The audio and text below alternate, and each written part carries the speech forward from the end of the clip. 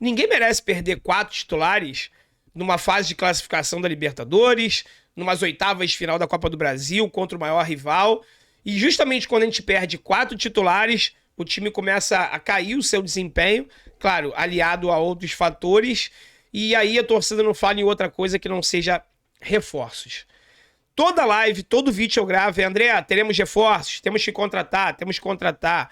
E aí nos últimos dias eu tenho conversado com muita gente, tenho trocado ideia com algumas pessoas que trabalham no Fluminense e consegui captar um pouquinho do pensamento da diretoria nesse aspecto sobre reforços, tá, pessoal? Teremos reforços nessa janela agora do meio do ano. Serão reforços de peso? O Fluminense vai investir pesado? Bom, é sobre isso que eu vou falar aqui nesse vídeo pra você. Já deixo logo claro aqui no primeiro minuto, esse vídeo não é pra falar de nome de reforço. O Fluminense tá olhando o jogador tal, não é esse, não é isso, tá? É sobre o pensamento da diretoria pros próximos 2 meses. O Fluminense vai contratar ou não vai na janela? Qual é o pensamento no dia de hoje? Por exemplo, quarta-feira, dia 24 de maio. Então esse vídeo aqui, modéstia à parte, está bastante interessante. Fica comigo aqui até o final para você poder entender aqui o meu raciocínio e tomara que eu consiga te passar tudo aquilo que eu ouvi, toda a minha percepção do que se passa dentro do Fluminense hoje, tá? Se você puder deixar teu like aqui no vídeo, se inscrever no canal, para mim é muito importante. Para você que está chegando agora, muito prazer. Meu nome é André Luiz, aqui é a casa do torcedor do Fluminense, seja muito bem-vindo. Se você for torcedor de outro clube também, seja muito bem-vindo, se inscreva no canal aí, deixa o like, compartilha pra geral, tá? Esse nosso boné camuflado aqui chegou, hein, pessoal? Pronta entrega já, tá disponível lá na nossa loja, loja.sentimentotricolor.com.br. Não só esse boné, vários modelos de camiseta, camisa de manga, algodão, emborrachada. Acessa lá, tá? loja.sentimentotricolor.com.br. Tem um link aqui na descrição desse vídeo, no primeiro comentário fixado, tá legal? Bom, vamos lá, pessoal. Perdemos aí na ordem, né? Keno, Alexander, Marcelo e Felipe Melo. Todo o nosso lado esquerdo, lado justamente que o Fluminense joga 70%, 80% do seu jogo pelaquele lado ali. E aí, partidas ruins com vitórias chegaram, depois empate jogando muito mal, que foi o caso contra o Flamengo, mas aí a gente com um homem a menos conseguiu segurar o resultado. Então não deixou de ser um bom resultado pelas circunstâncias do jogo. E aí depois a derrota para o Botafogo, onde o time jogou realmente muito mal, criou muito pouco, se defendeu até bem, mas criou muito pouco e acabou sendo derrotado. Tá? Aquela vitória, se tivesse acontecido, colocaria o Fluminense hoje na liderança do Campeonato Brasileiro. Então vamos lá, o Fluminense ele tem 100% de aproveitamento na Libertadores, no momento que eu gravo esse vídeo. Tô gravando na véspera de Fluminense e Strongest lá na Bolívia, na altitude. Não sei o que vai acontecer lá, dependendo do momento que você assistir. Mas no momento o Fluminense é o único time com 100% de aproveitamento, tá? Estamos nas oitavas da Copa do Brasil, em condições de igualdade com o nosso rival. O primeiro jogo terminou em empate. Então se terminar empatado de novo é pênalti, ou seja, ninguém tem vantagem. Fomos bicampeões cariocas e no Campeonato Brasileiro a gente ocupa a 3ª colocação.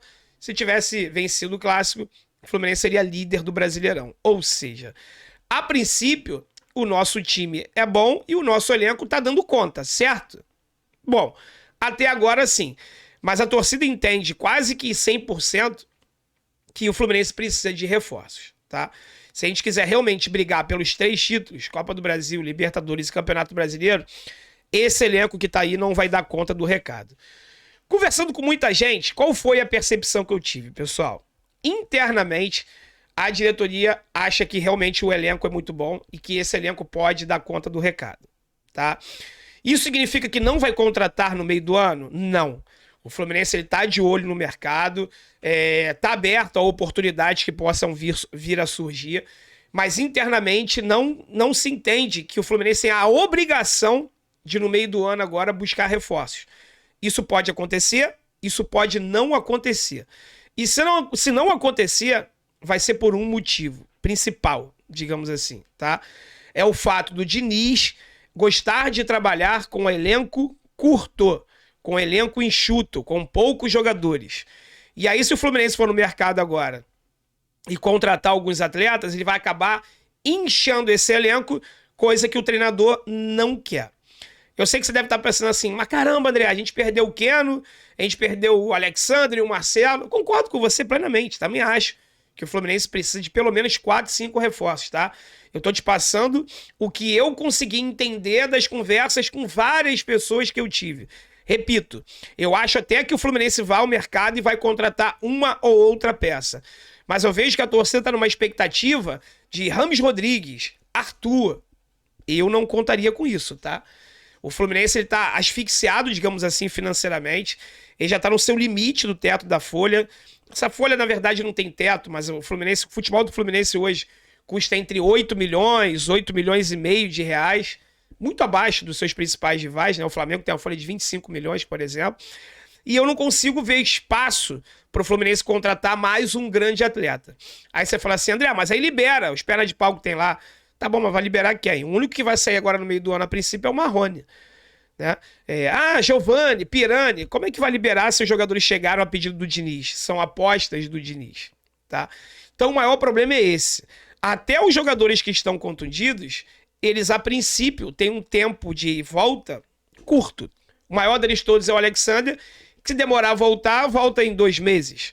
Aí você imagina o Fluminense vai no mercado, contrata um lateral esquerdo. Aí o Alexander volta. O Marcelo apto. Aí você fica com 3 laterais esquerdos, sem contar com o Jorge, tá? Que vai voltar lá para setembro, outubro, e aí a partir daí, a gente não sabe o que vai ser dele aí pro ano que vem no Fluminense. Então o que eu resolvi fazer aqui com vocês? Eu vou colocar aqui na tela agora o elenco do Fluminense. Então a gente vai olhar aqui posição por posição e ver qual é a nossa maior necessidade. Lembrando que o Diniz, ele não quer e não vai trabalhar com o elenco inchado, tá? Então, para quem espera, assim como eu, que o Fluminense fosse contratar 4, 5 peças para poder compor esse elenco e reforçar ali alguns setores que eu considero crítico, eu acho isso muito improvável, tá? Vamos começar pelo gol. Acho que pelo gol a gente não tem problema, né? 3 goleiros, tá? Fábio, Pedro Rangel e Vitor Eudes, ok? A zaga, que até então não era um problema, passou a ser. Porque o Vitor Mendes está afastado por suspeita lá daquela situação da compra de resultados, né? Ou de cartões, enfim. Nesse escândalo do futebol aí, provavelmente não volta mais. E quem nós temos disponíveis hoje? Manuel, David Braz e Nino. Tá? Temos aqui o Luan Freitas, que é garoto da base e tudo mais, mas o Luan está se recuperando de uma grave cirurgia no joelho. Não joga uma partida profissional há quase 2 anos. E eu acho bem improvável que ele venha a ser uma solução caso a gente tenha algum problema na zaga. Tá? Então, hoje, disponível, você tem o Nino, David Braz e Manuel. Claro que tem o Felipe Melo também, que vai aparecer aqui nessa lista como homem de meio campo.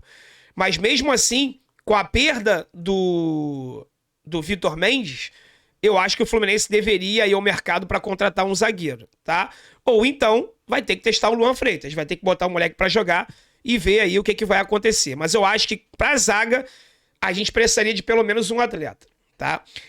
As laterais, para mim, é o ponto mais crítico. Do lado direito nós não temos problemas. Temos aqui o Samuel Xavier e temos o Guga, que a princípio dá conta do recado ali para ser reserva do Samuca. Então, lado direito está resolvido. Lado esquerdo, nós temos o Jorge, que não temos também, né? Temos e não temos.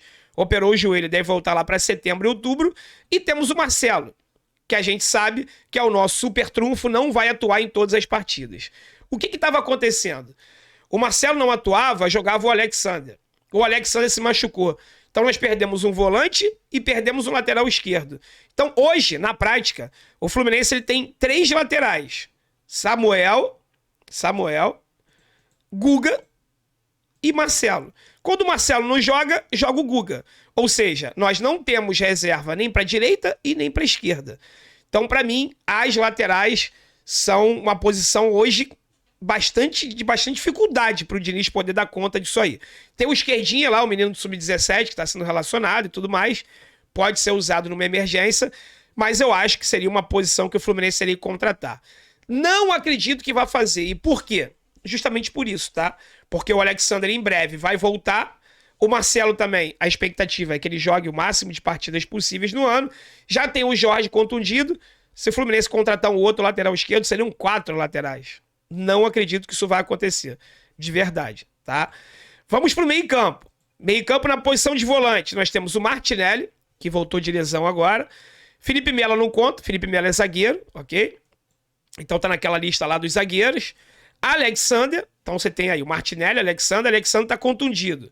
Você tem o André para a primeira volância e tem o Thiago Santos. Então, eu diria que para a primeira volância nós temos Thiago Santos e André. Para a segunda volância você tem o Alexander e o Martinelli. Sem contar aqui com o Felipe Melo, ok?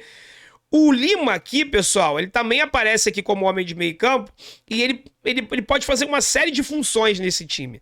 Então, eu diria que para a volância nós estamos bem servidos, tá? Você tem Thiago Santos, André, Lima, Alexander e Martinelli. Então, acho que não é uma posição que eu contrataria. Já pensando na criação do time, para mim, essa é a posição mais crítica do elenco e precisaria de não só um reforço, como até 2 para essa posição. Porque os titulares ali são o Ganso, né? O John Arias cai mais pela direita, mas também é um homem de criação. E quais são as reservas para eles? Pirani, Gabriel Pirani e o Giovani. E para por aí. Nós não temos outros meio-campistas, tá? Aqui tem o Arias e o Ganso, ou seja, acabou os homens de meio campo. Então você pega aqui, criação, quem cria nesse time? Ganso e Arias. Você tem como reserva o Giovani e o Pirani. Então assim, essa para mim é a posição mais crítica do nosso elenco, tá? Vamos passar agora para o setor ofensivo, vamos para o ataque agora. Eu acho que é a posição que a gente mais está bem servido aí, tá? Temos o Cano, nosso centroavante, nosso alienígena. Temos o Lelê, que pode jogar tanto pelo lado como na frente também, sabe marcar gols. Temos o John Kennedy, que é a nossa máquina de fazer gols. Temos aqui o Alexandre Jesus, que no elenco do Fluminense, aqui no site oficial do clube, tá como atacante, mas o Diniz tem relacionado ele nas últimas partidas como lateral direito. E a gente sabe que não pode, todo respeito ao rapaz aí, não dá para contar com o Alexandre Jesus nem no ataque e nem na lateral direita, né? Temos o Marrone, que está indo embora agora, também não dá mais para contar. Temos o Alan e o Keno. Ou seja, jogadores de lado, jogadores de velocidade, aquela famosa flecha, nós temos o Keno e temos o Lelê. Não está aqui no elenco do Fluminense profissional o menino Isaac, que também pode ser utilizado para atuar nessa função, tá? Então assim, pessoal, posição que eu considero crítica, que o Fluminense tem que contratar, inchando ou não inchando a folha, não importa. Não vai sair o Marrone? Tem que encaixar alguém ali, mas eu não encaixaria um jogador das características do Marrone. Eu encaixaria um jogador com as características do Ganso. Um meio atacante, principalmente um meio campista. Cheguei a falar numa live aqui, a que ponto nós chegamos, né? Mas até o Natan, pescador, se ele tivesse nesse elenco, ele poderia fazer esse papel de substituto eventual do Ganso. Tá? Um Vina, que não veio pro Fluminense, está lá no Grêmio, tá até em baixa no Grêmio, não tá bem, mas também poderia fazer essa função. O Benítez, do América Mineiro, tem contrato até 2025, seria um baita jogador, poderia até em alguns momentos ser titular dessa equipe. O Fluminense precisa de um jogador com essas características. Além dessa posição, eu acho crônica a lateral esquerda e um jogador de lado, de velocidade, tá? Com a ausência do Keno, você passa a ter ali o Lelê e o Isaac, só que o Lelê, por exemplo, não pode jogar a Copa do Brasil. Então o Fluminense, se Deus quiser, passando pelo Flamengo, ele só vai ter o Isaac, jogador de características de velocidade pelo lado. É muito pouco, é muito pouco. Agora resta saber se o Diniz, ele vai aceitar trabalhar com um elenco um pouco mais numeroso, ou se ele vai insistir, vai bater nessa tecla, que ele quer trabalhar com um elenco curto, e se o elenco principal precisar de peças, ele vai buscar na base, vai buscar em Xerém. Eu discordo completamente disso, tá? Se você quer ser campeão da Libertadores, campeão da Copa do Brasil e brasileiro, você precisa ter um time 11 muito bom, isso nós temos, e substitutos à altura, jogadores prontos, e não apostas, meninos da base, que nunca foram testados no time principal. Eu acho que esses meninos têm que ser utilizados sim, mas não podem ser a solução dos nossos problemas. Eles têm que entrar aos poucos, ganhar oportunidade aos poucos, e aí sim, mostrando serviço, ficarem integralmente aí, ficarem direto no elenco profissional. Mas, pelo menos esse é meu pensamento, né? Eu quero saber o teu. O que você acha sobre isso? Deixa aqui nos comentários, tá bom? Muito obrigado você que chegou até aqui. Fique à vontade para escrever o que você quiser, deixar sua pergunta, claro, sem ataque, sem ofensa, sem palavrões, senão o próprio YouTube vai bloquear o teu comentário, tá legal? Então, mais uma vez, muito obrigado. Fiquem com Deus, um forte abraço e saudações tricolores.